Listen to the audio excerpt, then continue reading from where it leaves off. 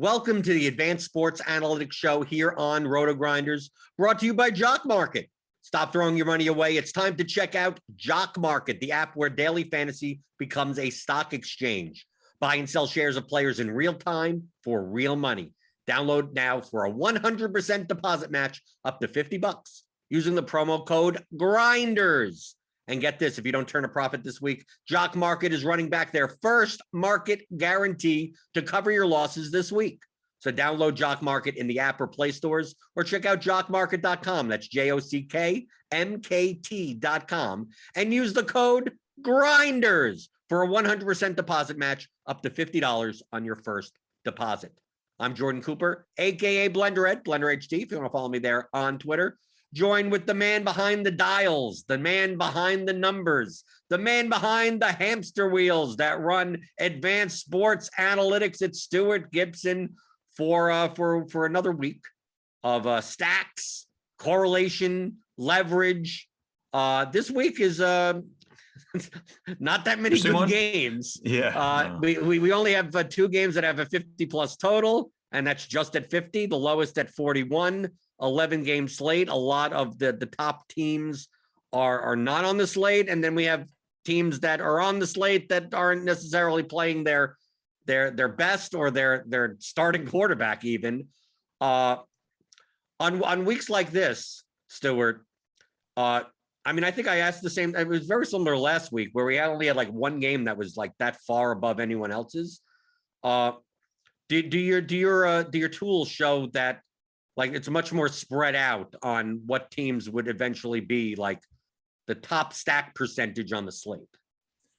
Yeah, so we're actually getting fairly condensed this week, as where last week it was quite spread out. I don't think there were just the top quarterbacks and the top skill players were not on the slate. There was, I think, a little more dispersion in how we were projecting ownership and also how players were projecting. With this week, we do have a couple teams that have these premier quarterback and skill player combinations that, even though it's a flat week from a total standpoint, our models seem to be inclined to heavily index some of these top players, top kind of stacks from a pure ceiling standpoint.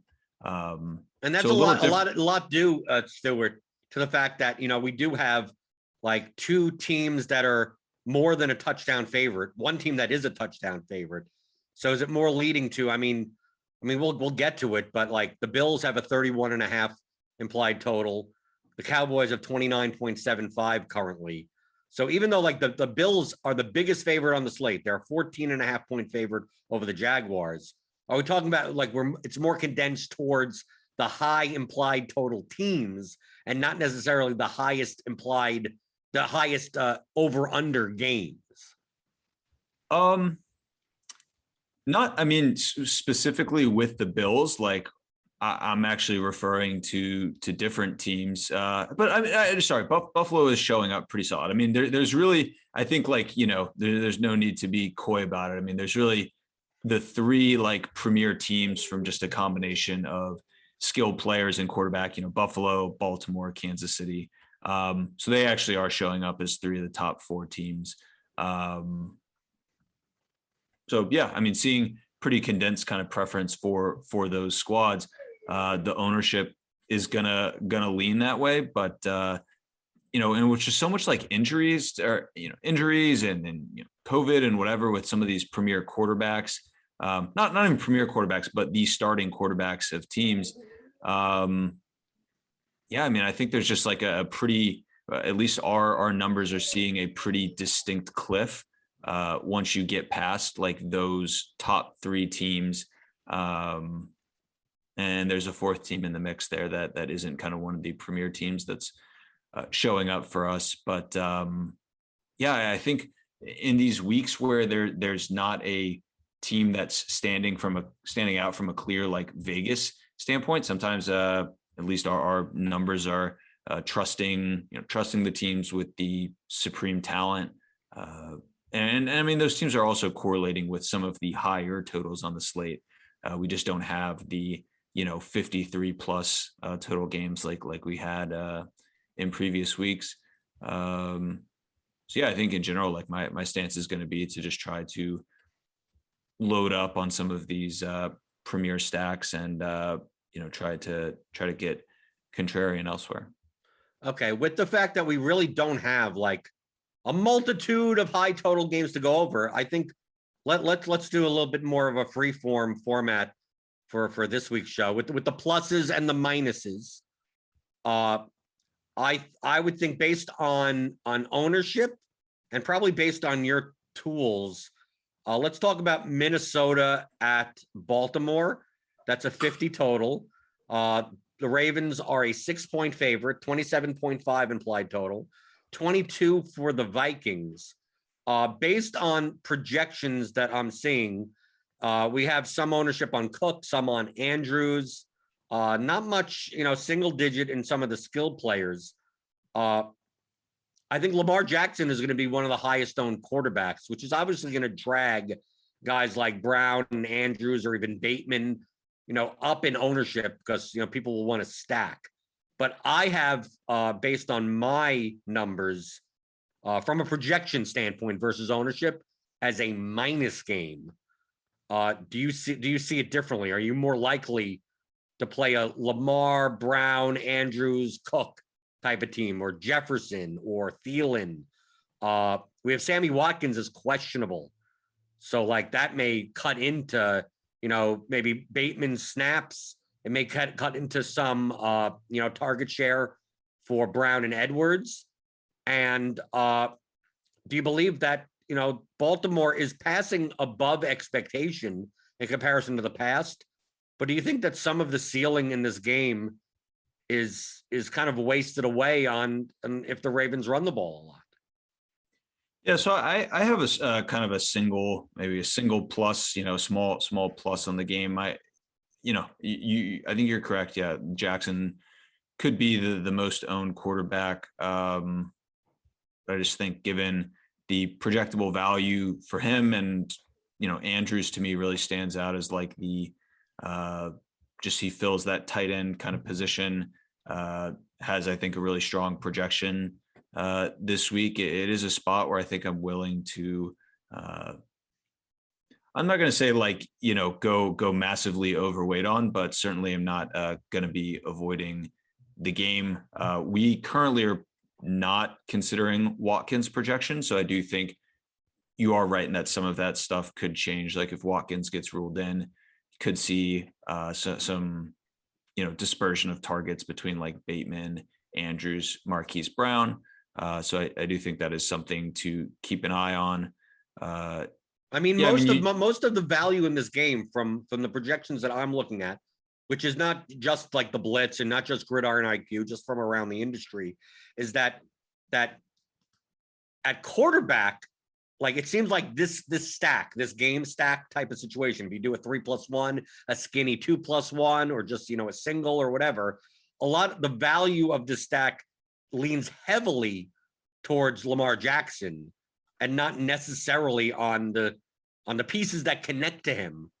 I'm not a big fan of running out naked quarterbacks, but it seems like based on the numbers that I'm looking at, that I'm more like, I wouldn't be opposed to having Lamar naked with Dalvin Cook run back, like that be it. Cause like every other player in this game from a salary adjusted plus minus value is negative.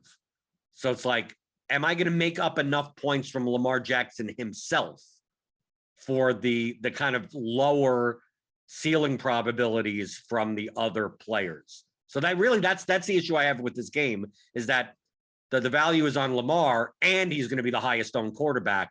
So it's like, I don't get the best of both worlds. It's like, if I play him, like I'm going to be losing projection with the secondary pieces. But if I play him, I also don't get any ownership discount with it. So like that's really the base of my minus towards this game is more that like it's hard to stack this game and maintain good projections and lower ownership. But like, I mean, I'm just looking at y'all's projections. I'm seeing 11% on Andrews. I think I saw 8% or something on Brown, 7% on Bateman. I mean, it does seem like that line of thinking of like, I'm with you. I mean, like doing naked QB either. Don't you think going naked Lamar will be a route that an elevated proportion of lineups go this week? I mean, would the somewhat in cash games, sure, but I don't think in GPPs they're going to. I mean, people are going to stack. I mean, people are more likely to actually double stack now than they used to in the past. I just think that I get a better projection value from stacking other games, being that Lamar is going to be the highest owned quarterback. So it's like I'm not getting a benefit anywhere because I also think that some of these ownership numbers are going to come up. I think Marquise Brown will end up still being 10%. I think Andrews will be 15%. I think if Watkins is out, Bateman will be 10%. I think some of this ownership is like yeah, they may not show up as one-offs, but with Lamar being 15% owned or so, like the ownership of these other pieces almost have to come up. Yeah. The ownership just to be clear, just for people, it's like, well, wouldn't that be affected in the ownership? A lot of ownership is done like mathematically without like, basing it on a rational market. And, I do make adjustments based on an irrational market. So like, yeah, mathematically, maybe Marquise Brown should only be 7 or 8% owned. I just think that people plug in, like people wouldn't play Lamar naked. They would actually want to play more of at least one piece with him, and it'll push these guys up too far. Got it. Okay. So you're suggesting maybe that those ownership numbers that are in right now for the Baltimore guys are deflated a decent bit relative to what you're expecting to see come Sunday. Right. Only because I don't expect people to run like naked Lamar. People are obviously more likely out of more other quarterbacks to run naked Lamar. Just that, especially this season, if it was like last season, we may see more naked Lamar lineups. But with them passing a little bit more than they have in the past, like just recently, like I think people have no problem just plugging in Brown and Andrews or something like that. And I think compared to that'll increase their ownership. And then I think they're inefficient. Then I think they're overowned at that point. Okay. So if it's a game that you kind of have a minus on, I mean, there still is a fairly strong, I mean, the highest game total is your intuition to try to just fade the game at large, or are there contrarian routes that you would consider taking really from either side as leverage against what, I think we both agree will be very popular Lamar Jackson? I think you could take these guys at one-offs. I think Andrews as a one-off at tight end, because if you could win the tight end position, I think the decision I make on Andrews really comes down to whether or not Waller is going to be active for the Raiders, because I prefer Waller over Andrews. But I have no problem playing Dalvin Cook as a one-off, like just as himself. I don't have no problem with Justin Jefferson as a one. It almost feels like the Vikings one-offs are more advantageous to have than and even the 1v1, the 1-to-1s, like not playing Lamar and playing like Dalvin Cook plus Marquise Brown, right? And then not having Lamar in the lineup, and you're playing a lower owned quarterback with a different stack. Like I could see that getting into some lineups, but really from a projectable value, like I think this game is going to be over-owned. So I'm more likely to have less of them, less of the individual pieces. But the Viking side, I think, is the under-owned side, and the Baltimore side is the over-owned one. Yeah.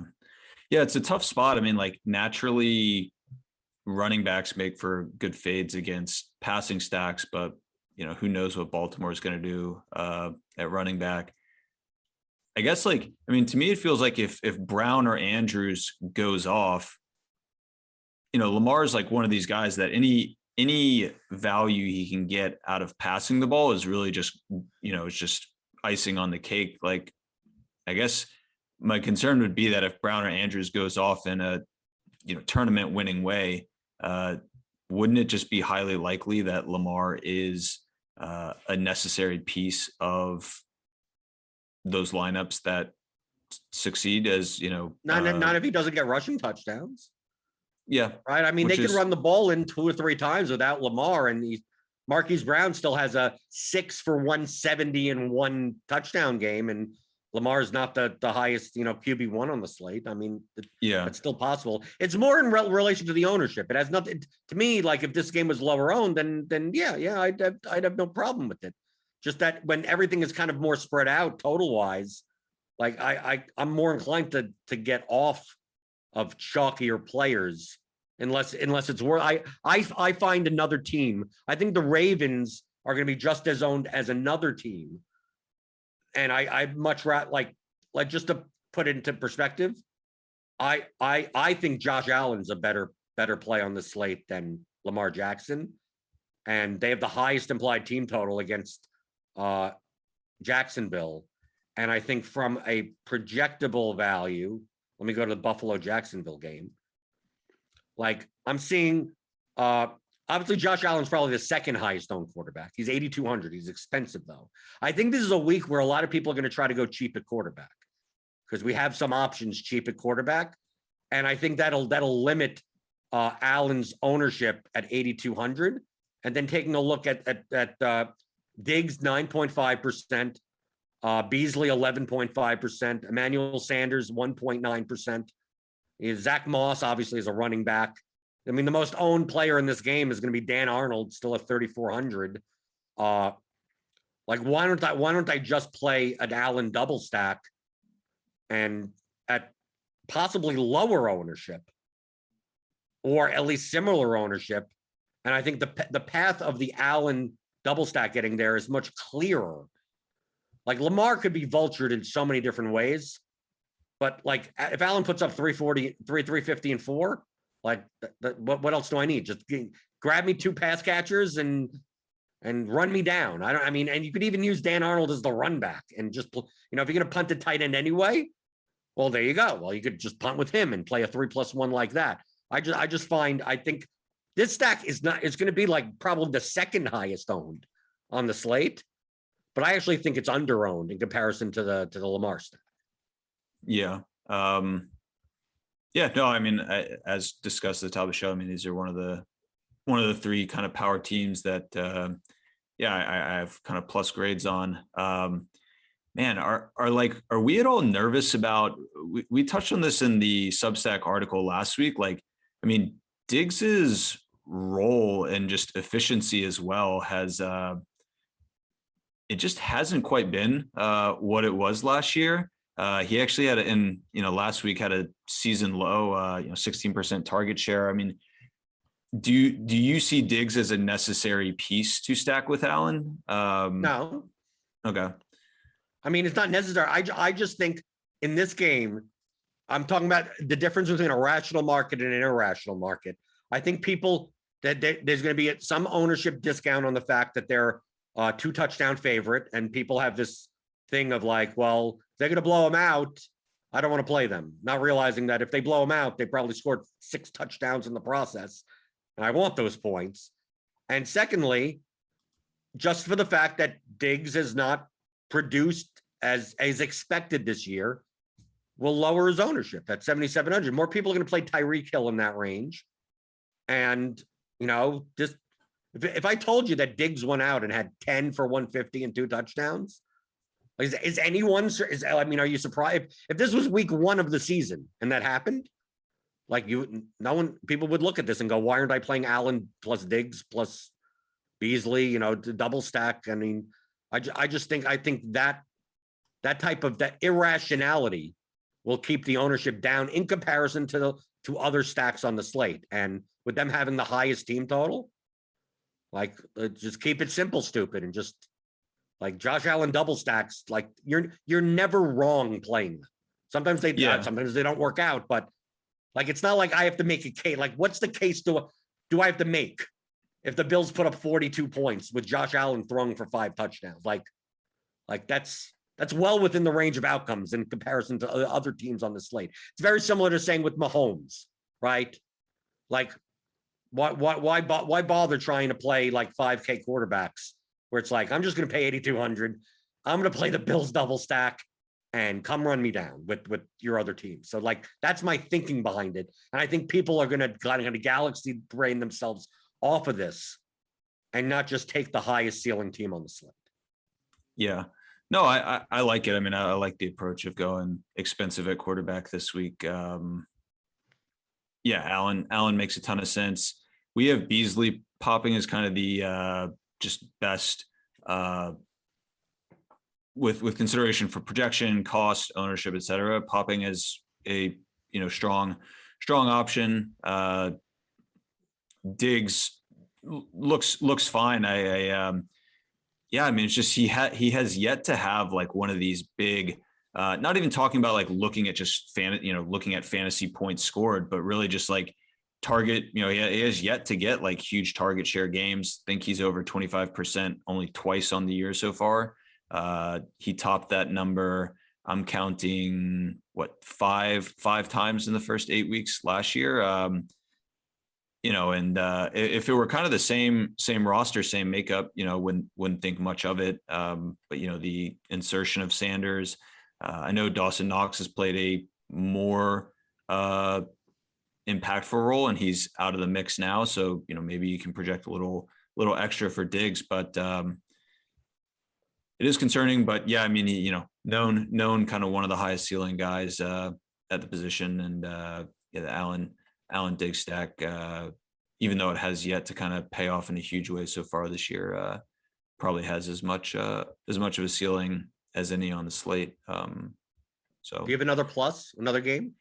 Yeah, so I really like the Kansas City stack. I think. Did you consult with Joe Rogan before coming to that conclusion?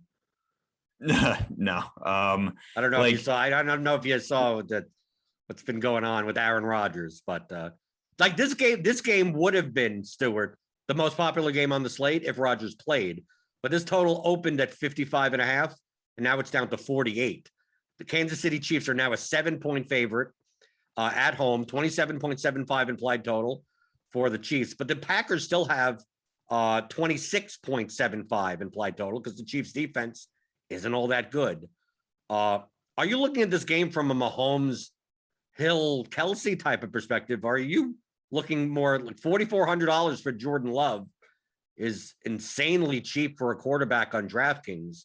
Are you more likely to do Love plus Adams plus Hill or Kelsey as the run back? Or are you just looking at it's Mahomes? He could easily put up 40 points, and just like the Chiefs are going to be maybe as low from a Mahomes perspective. I think he's going to be lower owned you would think on this slate, it's like we don't have that many high total games. Mahomes is not going to be one of the top 3 owned quarterbacks. So is that your thinking of like? Yeah. Like I mean, the Chiefs are just going to one of these days, the Chiefs are going to put up 50 points in a game, and you want to be on board when that happens before the field reacts to it. Yeah, exactly. And like there are weeks where we get kind of Mahomes as one of the top 3 owned quarterbacks, and at least as it's shaping out now, just seems to me like he's going to go a bit under owned. Of course, Kelsey and Hill are going to be popular. I think the way to, rather than just be like the field and kind of take them as well priced one-offs, like get Mahomes, get that correlation. I think you could stack up both Mahomes, Hill and Kelsey. You could go with Hardman on the Green Bay side. Of course, Adams is a bring back. Of course, you're getting quite expensive. Like I also wouldn't be opposed to like bring back Aaron Jones. I do think with Kansas City's weak run defense, there's opportunities for him to hit home runs. He's been relevant in the passing game, kind of one of the more prominent pass catching backs. Like I really like kind of the Mahomes, Kelsey, Hill, Aaron Jones, I guess bucket of players. And the ownership is going to be tough on those Kansas City skill players, but I don't see, at least as of now, Mahomes being super high owned. And yeah, I mean, we know that Vegas is not super high on, the game total, but it does feel kind of like one of these weeks, Kansas City is going to explode in a big way. And I don't know. Yeah, would like to be on that side when that takes place. I have a plus on Cowboys versus Broncos. Okay. The Cowboys are a 10-point favorite, 49 total. Cowboys 29.75 implied total. The Broncos 19.75 implied total. From a projection and ownership standpoint, Amari Cooper may be the highest owned wide receiver on the slate. He's 5,700.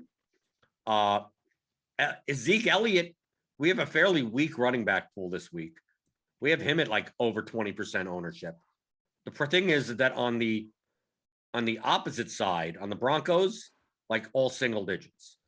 So like, how can I play Amari Cooper in a way that is different?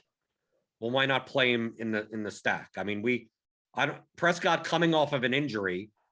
We don't have him as very highly owned at quarterback. Bridgewater, definitely not so. The Broncos throw the ball more than people think they throw the ball. Obviously, this game could be, they try to hide Dak coming back from an injury and run the ball more. But who says that? Why can't I play Dak plus Cooper plus Cortland Sutton or something, or Jerry Jeudy, or even play Albert O, as a cheap tight end or something? Why can't I play the Bridgewater side and play Bridgewater plus 2 and run it back with Cooper or Elliott? So even though, Cooper and Elliott may be inflated ownership, but like when they have big games, the other side may have big games, and the other side is the one where it's single digit owned. So like, that's how I'm viewing that game of, if this game goes off, like I'll be able to get a higher owned value player and still play a lineup that's different. Got it. Yeah, no, that makes sense. I mean, we have Dallas ranking as the 7th highest propensity to put together like a top 1% stack. Not so much on the Denver side, but yeah, I mean, it does make sense. Like the ceiling, kind of just the ceiling on the Dallas stack is well known, that you don't get like that much of a price discount on this Dallas side, but the ceiling is there. Does make good sense to me. Do you have another plus, or do you have a minus? Whichever one. Yes. Yeah. So I'm going back with my tried and true Cleveland Browns going up against Cincinnati. No, I have this as a minus. Oh God. Yeah, I mean, just no Odell, no running game. Like I see them as being fairly condensed. They don't have the greatest implied total, but there's a real shortage of super strong totals. Bengals are projected to be favored. They're not a team that I typically like playing stacks against because they tend to go slow. They do tend to try to take the air out of the ball. But at the price that you're getting on some of these guys, and the just how condensed we're projecting that target tree to be in Cleveland, I'm not opposed to taking some small exposure to Brown stack. I get your objective analysis. I just have this game as over owned. I think T. Higgins at 5,300. We have him at like over 20% ownership. Landry is probably going to be in the 15% range. Chubb and Mixon, I mean, they're lower than 10-ish% for running backs. Just seems like for projectable value, I could get better spots at slightly lower ownership. That I'm with you. If you split this ownership in half, I'd say it's a plus. So like from a price perspective, I like it. It's just that like Chase, we have Chase at 6.4% ownership at 7,600. And if you're playing lower stakes based on recency bias, he's going to be double digit owned, right? I mean, like he's going to be 10+% owned. Higgins is probably still be 20. I mean, Mixon had a good game last game. Instead of being 11, he may be 14 or 15. So just like, I just see this game being too pot. I mean, I almost feel like I'd rather play Minnesota Baltimore then at that point, if I'm going to play guys at this ownership. So like, I'm with you as far as it's a close game. I'm concerned that the game may be too slow for a ceiling, but also we're not obviously, if we had 4 games that were 55 totals on this slate, we wouldn't be looking here. So like, we don't have that. The scoring on this slate as a whole may be lower. So it may not be that big of a deal that maybe this game plays slow. Well, I mean, maybe the highest total game on the entire slate is only 47 points. So like, doesn't matter if this goes 42, as long as you get the distribution correctly. I mean, these guys could still end up in the winning line.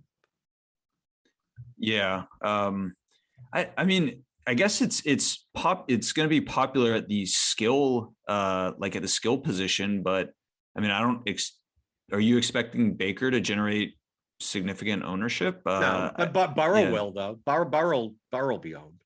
Yeah. Well, I mean, okay. So that, but that's to me, that's the argument against the stack. The argument is that maybe I play Higgins plus Chubb, Landry plus Mixon, but don't play it as a quarterback, 2 pass catcher, 1 run back, those types of things. That you're making more of the case of like has nothing to do with the quarterbacks. It has to do with like overall, once I start bunching high owned players together, it's like, why do I want to do that? Like there's no cheaper, lower owned guy as part of that. They're all double digit owned. So if I'm going to do that, I might as well just like 1-1 and then move on and put it as a secondary correlation in another line. Yeah, I guess so. My thing is just that like Baker will be low owned. So if you do have these high owned kind of pieces as one-offs or secondary correlations, one way to get different from these lineups that are gonna. Yeah, but I don't think you get different at quarterback though. Like quarterback is such a flattened position. Do you think Baker Mayfield puts up 35 points? Like if he puts up 24 and at 1% owned, it's like I can get 24 points out of so many other quarterbacks. I don't consider the quarterback ownership to be like, how do I get different because of that? It has to be some type of skill position player. And I just don't see where that Donovan Peoples-Jones, maybe. I mean, I guess like I'm looking like where's there in the stat, and there's nothing there. Tyler Boyd, maybe, right? But these guys don't project all that well. Yeah. Okay. Yeah, that makes sense. Yeah, I don't really have too much more as far as pluses. Like I really am. I got one more. Okay, sure, go for it. Okay, I got one more. I got 1 plus and 1 minus. Yeah, I have some minuses, happy to. Okay. So go over you tell me why this is not a plus. And I tend to go back to this team over and over again because I don't think people realize how often they pass. The Raiders at the Giants. We take a look at this and there's it depends on status of people in this game. Currently 46.5 total. Raiders a 3-point road favorite, 24.75 implied total for the Raiders. Giants with a 21.75 implied total. The problem with this game is that like everyone's questionable in this game. I mean, like that essentially, like we have Waller questionable, Jacobs questionable, Tony questionable, Golladay questionable, right? But taking a look at the ownership versus this, like, are people going to play Waller at 6,200 if he's active? I think they're more likely to punt. With Ruggs now not on the team anymore and probably never play football ever again, it now condenses the targets even more. So, like, why can't I play Carr plus Waller plus Renfro, run it back with Tony or Golladay? It's Saquon apparently it should be fine. I mean, we got guys here. Bryan Edwards, 4,100. Or play Josh Jacobs and just go, I could play Daniel Jones plus Tony plus, Engram plus Waller plus Jacobs. It just seems like there are a lot more combinations of this game. And the Raiders throw more than people think. And why can't I play Derek Carr at 5% ownership at 5,900 and pair all these guys together? And then in all those plus games that we were talking about, just, find the secondaries elsewhere. I mean, I don't know.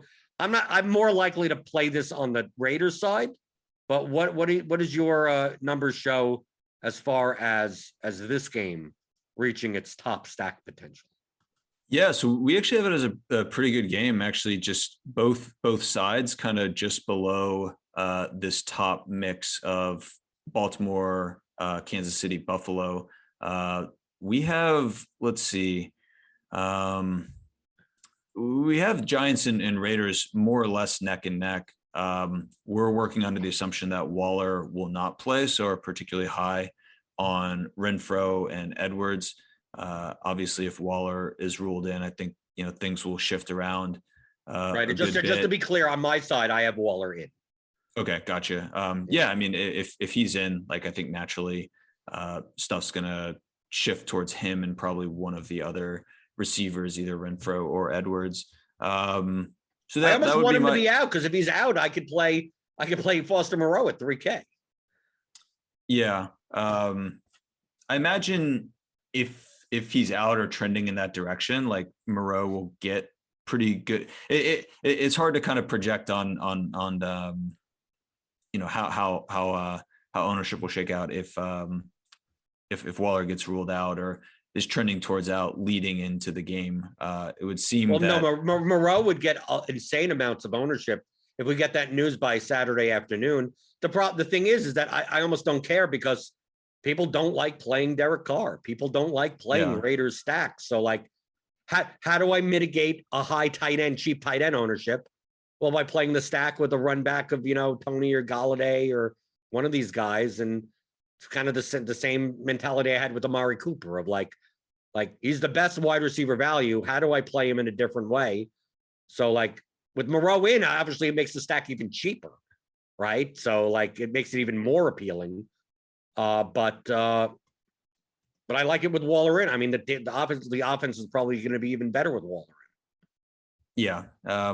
And with no Shepard on the Giants side, like that passing or receiving core kind of becomes more condensed. So it makes sense. I mean, we have it kind of as a strong game, probably the preferred game outside of these kind of high tier passing stacks, which I don't know, at least like Buffalo is, looking potentially unbalanced. I think the Giants Raiders game has a good chance to be a pretty competitive game and could overachieve. So I like that as a plus. How about more plus?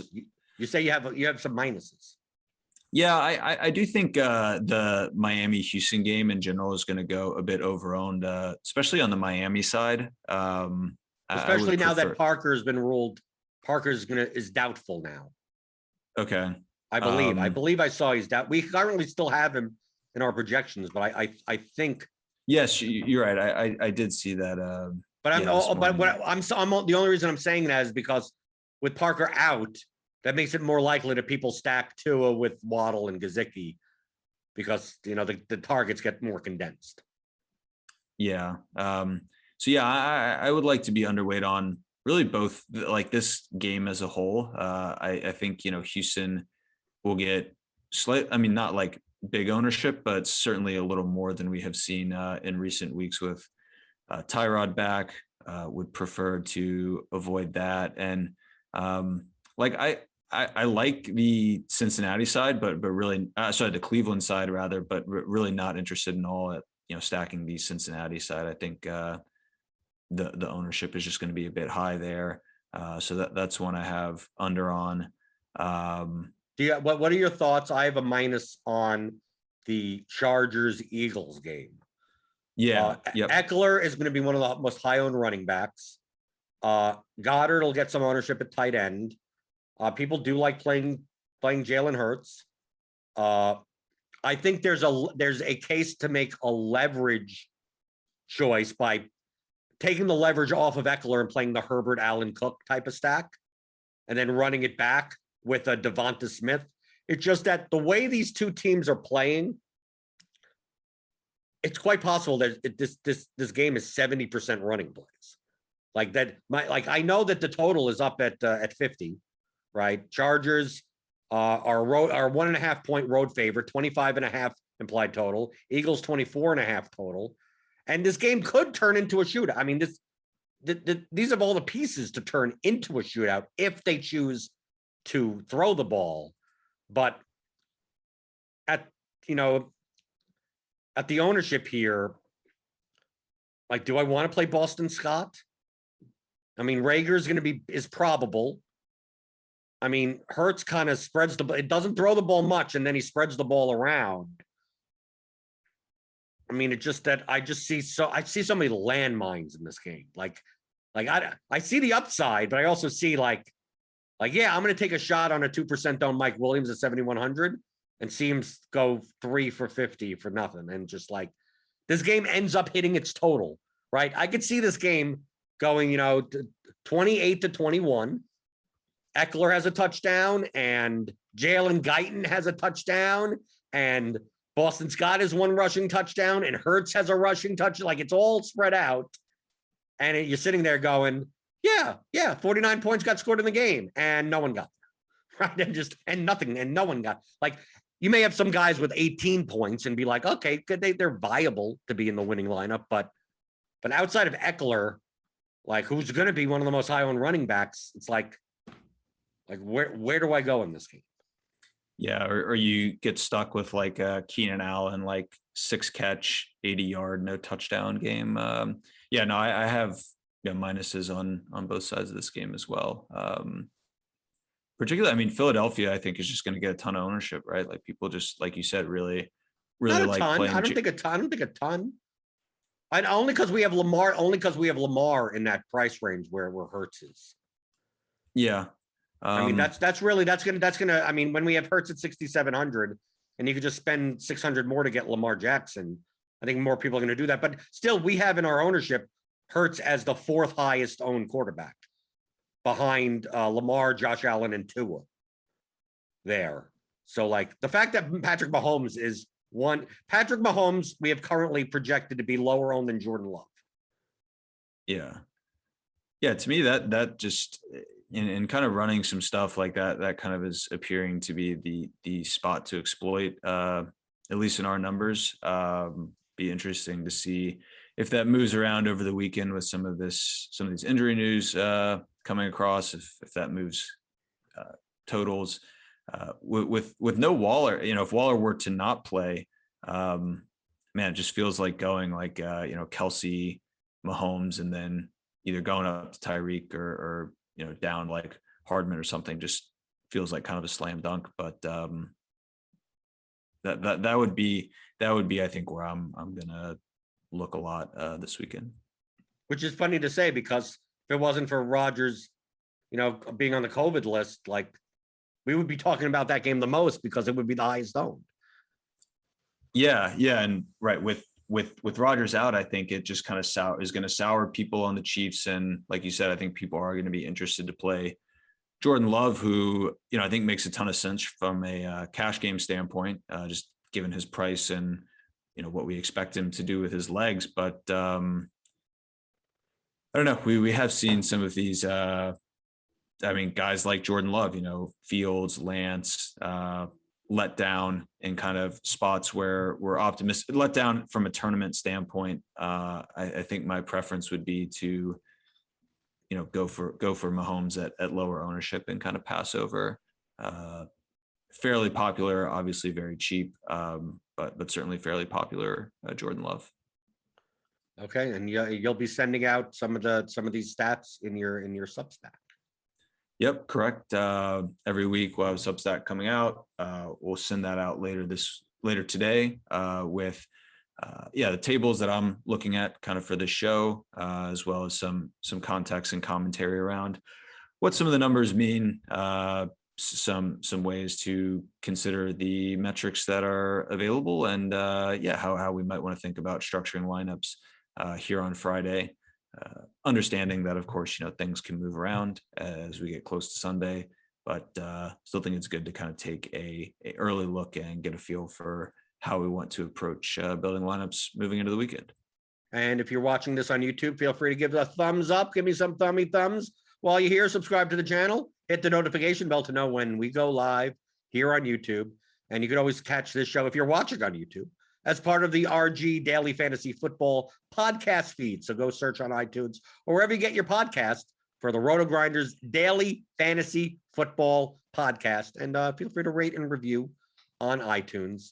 So for Stewart Gibson of Advanced Sports Analytics, I'm Jordan Cooper, aka Blender Ed, and this has been another edition of the Advanced Sports Analytics Show here on RotoGrinders.com.